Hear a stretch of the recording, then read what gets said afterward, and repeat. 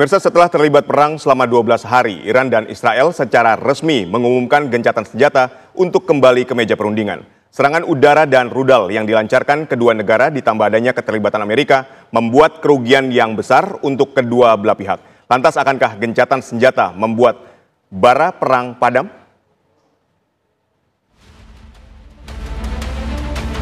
Aksi saling serang antara Iran melawan Israel menggunakan rudal dan serangan udara memasuki babak akhir. Setelah Amerika Serikat menyerang 3 fasilitas utama nuklir Iran, yakni Isfahan, Natanz, dan Fordo, Iran membalas serangan ke pangkalan militer Amerika di Qatar dan Irak. Beberapa jam usai serangan terhadap pangkalan militer AS, Presiden Amerika Donald Trump mengklaim Iran dan Israel telah menyepakati gencatan senjata sementara, meskipun setelahnya serangan masih terjadi. Selasa kemarin, kedua belah pihak akhirnya menyepakati terjadinya gencatan senjata untuk kembali ke meja perundingan. Ribuan warga Iran turun ke jalan ibu kota Teheran untuk merayakan kemenangan dalam perang melawan Israel. Presiden Iran Masoud Pezeshkian menyebut perang terjadi karena kecerobohan Zionis. Putusan gencatan senjata diambil Iran karena musuh mengalami kerugian yang tidak terbayangkan. Seolah tidak mau kalah, Perdana Menteri Israel Benjamin Netanyahu mengklaim kemenangan bersejarah karena menghancurkan program nuklir Iran. Israel juga berjanji melakukan tindakan yang sama jika Iran membangun kembali program nuklirnya. Sementara itu, perang selama 12 hari antara Iran melawan Israel ditambah keterlibatan Amerika membuat kerugian yang besar untuk kedua belah pihak. Lantas, akankah gencatan senjata membuat bara perang padam?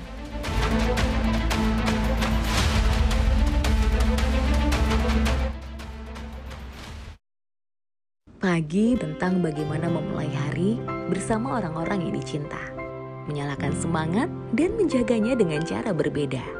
Tiada keraguan dalam memberikan rasa aman. Kami selalu punya solusi untuk meringankan beban. Kami berkomitmen mengiringi langkah membangun mimpi, merekatkan pada kebersamaan hingga tak ada celah untuk berjauhan. Dan kami menyebutnya melayani dengan komitmen. Pemirsa, untuk membahasnya kita sudah bersama pakar hubungan internasional UI, Sofwan Albana. Selamat sore, Mas Sofwan. Selamat sore, Bung. Baik. Mas Sofwan, ini bagaimana Anda melihat gencatan senjata Iran-Israel kali ini? Apakah ini gencatan senjata yang akan bertahan lama atau hanya sementara seperti yang sudah-sudah? Ya, apakah ini akan bertahan lama atau tidak akan sangat tergantung pada 3 faktor. Dan ini tentu saja berkaitan dengan 3 faktor. Pertama adalah Amerika Serikat. Kita tahu bahwa gencatan senjata kali ini paling banyak dipengaruhi oleh keputusan Donald Trump. Bahkan pengumuman gencatan senjata itu Donald Trump duluan, gitu kan?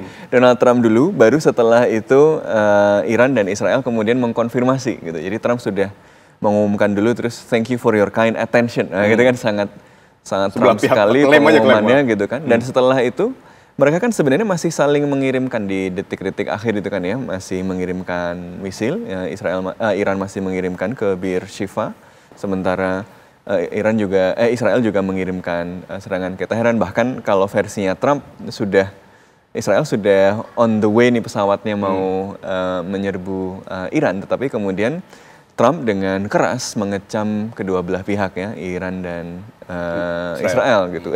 Gue ini udah bilang kalian damai gitu ya. Termasuk ini menarik sekali karena untuk pertama kalinya seorang presiden Amerika Serikat itu scolding Israel gitu di depan publik gitu ya, dan mengatakan sangat kecewa pada pilihan Israel untuk menyerang. Jadi apakah ini akan bertahan atau tidak tergantung pada keputusan Trump, tergantung pada posisi Amerika Serikat nanti. Karena Israel itu kalau dia ingin mencapai tujuan strategiknya, baik itu tujuan minimalisnya misalnya menghilangkan nuklir Iran sampai tujuan maksimalisnya misalnya regime change, dia butuh kapasitas militer yang tidak hanya bisa mengandalkan kapasitas militer dia sendiri. Betul, butuh bantuan. Butuh bantuan Amerika Serikat. Tanpa keterlibatan Amerika Serikat, kalau dia go it alone menyerang Iran misalnya, mau sampai jelas decisif siapa yang menang, siapa yang kalah, tidak mungkin tanpa bantuan Amerika Serikat. Itu faktor pertama. Nah, karena itu faktor pertama, Amerika Serikat bagaimana sikapnya? Kalau Trump kekeh dan melihat bahwa udahlah selesai, kemarin gue udah bantuin ngebom, sekarang sudah selesai di sini gitu ya. Israel udah nggak boleh ngapa-ngapain lagi, udah selesai karena Israel tidak punya kapasitas untuk itu. Kedua adalah kondisi dan persepsi Israel itu sendiri.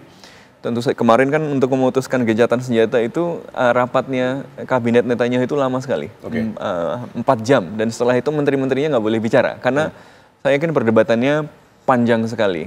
Karena meskipun Israel kemudian mengklaim kemenangan, mengklaim bahwa misinya sudah selesai karena yang diklaimkan bahwa yang penting menghentikan misi nuklir Iran, tapi kan ada ketidakpuasan karena jelas misalnya beberapa waktu sebelumnya retorika-retorika soal regime change, soal perubahan rezim, soal menjatuhkan pemimpin Iran yang sekarang, kemudian diganti dengan yang lain atau regime collapse itu kan ongoing, jalan. Bahkan ada mereka menyebarkan rekaman soal mengancam jenderal-jenderal atau pemimpin-pemimpin IRGC kan kalau tidak menyerah dan menyatakan pemberontakan terbuka, nanti dia dan anaknya dan keluarganya akan dibunuh misalnya.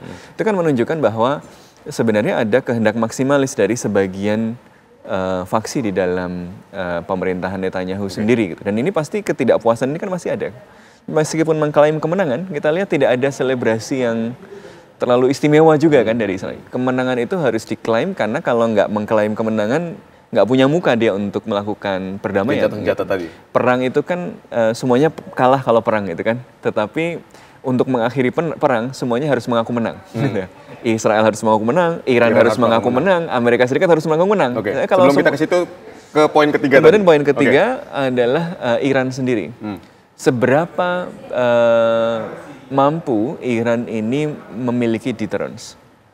Jadi kalau Iran ini ternyata setelah beberapa waktu kelihatan bahwa kapasitasnya memang sangat terdegradasi oleh perang ini, mungkin Israel akan memilih untuk mencoba escalate lagi karena ternyata kurang gitu kan ya.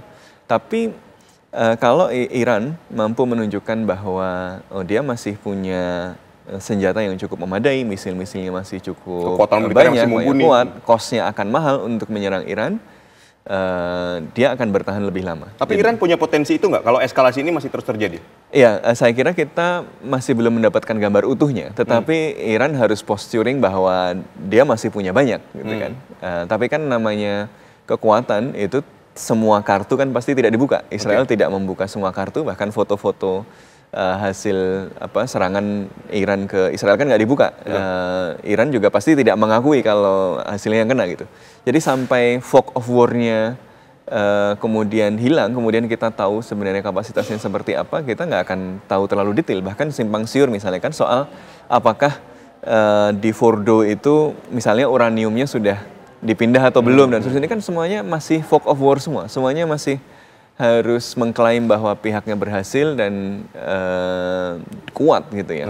Nah jadi kalau Israel mempersepsikan bahwa cost-nya terlalu mahal untuk kemudian menyerang Iran sekarang tanpa partisipasi Amerika Serikat, atau kemungkinan partisipasi Amerika Serikat itu mungkin kecil, mungkin akan bertahan lebih lama. Baik, Bang Sofwan, tadi Anda menyinggung soal klaim kemenangan. Kita lihat bahwa Presiden Iran Pezeshkian maupun Perdana Menteri Israel Netanyahu ini saling klaim kemenangan. Dan sebetulnya apa makna yang ingin ditunjukkan ke dunia? Iya, dan Donald Trump juga mengklaim sukses gitu ya. Sebagai jadi perang itu kalau dalam peribahasa kita itu kan menang jadi arang, kalah jadi abu. Sebenarnya begitu perang terjadi, semua orang itu kalah karena ada kos mahal yang harus dibayar, orang yang meninggal, dan seterusnya.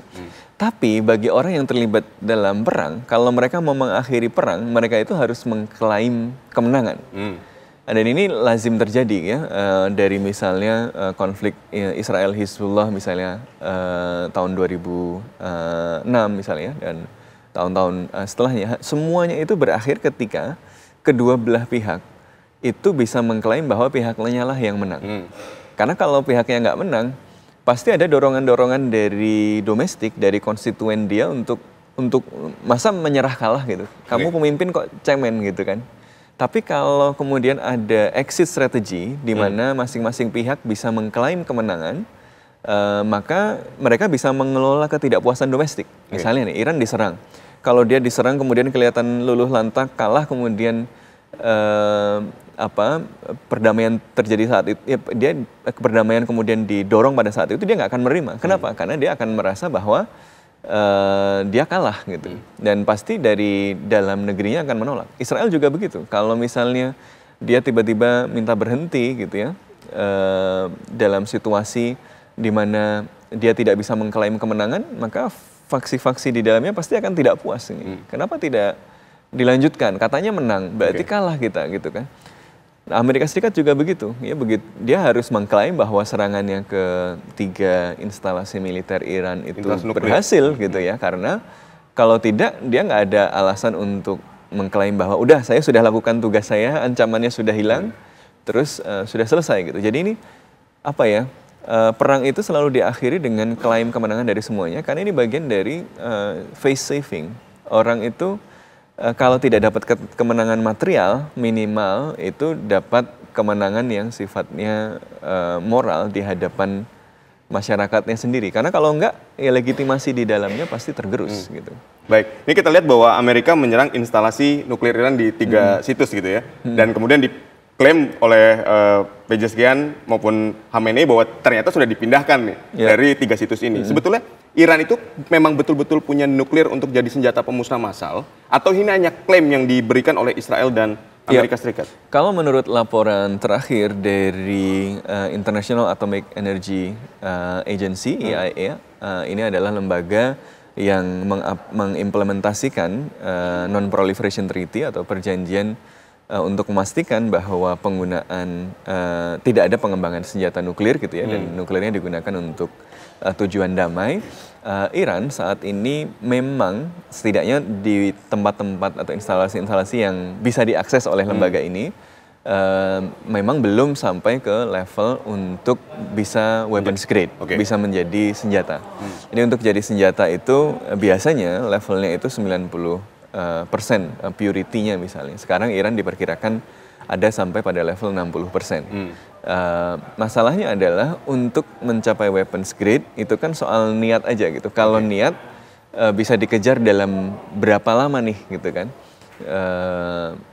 Nah, dan masalah yang lain yang sering kemudian membuat Israel merasa insecure, ya karena dia sendiri nggak pernah ngaku punya nuklir. Dan dia ketika Israel itu mengembangkan nuklir pada tahun 1960-an atas bantuan Perancis.